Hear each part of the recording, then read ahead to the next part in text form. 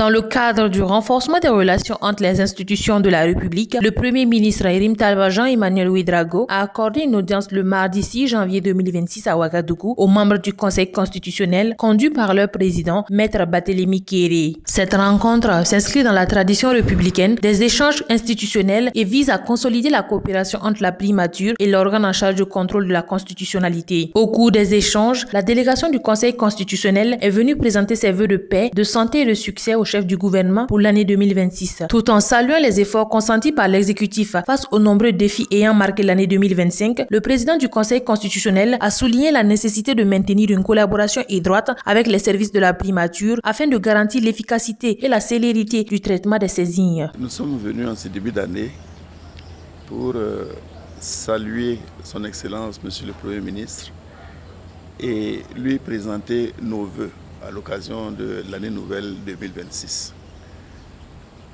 2025 a été une année, c'est vrai, de tous les défis et nous l'avons tous suivi. Ces défis ont été relevés ensemble avec l'équipe gouvernementale et nous avons pensé que ça pourrait être une bonne chose effectivement de le féliciter pour ce qui a été fait pour 2025 et ouvrir les horizons pour 2026. Vous savez qu'au niveau du Conseil constitutionnel, notre rôle, c'est effectivement gérer la constitutionnalité des lois. Dans les décisions que nous avons rendues, 25 décisions, 2 avis. Parmi ceux-là, il y a 20 requêtes qui sont venues de son Excellence, Monsieur le Premier ministre. C'est dire que la collaboration doit être parfaite avec les services du Premier ministre, pour que effectivement le Conseil constitutionnel puisse rendre ses décisions avec toutes les informations dont il a besoin.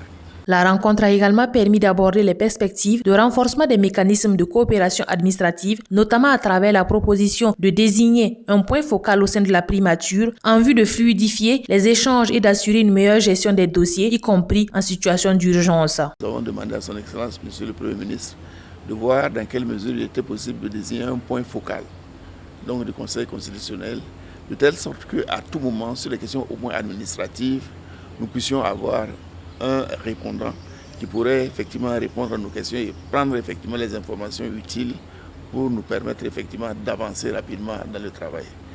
Vous savez que dans les saisines du Premier ministre, il y a toujours des questions d'urgence. Et quand on dit il y a urgence, ça veut dire que le Conseil constitutionnel doit rendre sa décision dans un délai de 8 jours. Donc il est important que les relations, en tout cas au plan administratif, puissent être fluides, de telle sorte que si nous avons besoin d'informations, qu'on puisse les avoir. Réaffirmant son attachement à la préservation de l'état de droit et au respect de la Constitution, le Conseil constitutionnel a exprimé sa disponibilité à poursuivre son accompagnement du gouvernement dans l'accomplissement des missions régaliennes de l'État, tout en formulant le vœu d'une paix durable pour le Burkina Faso et de l'ensemble des pays de l'Alliance des États du Sahel.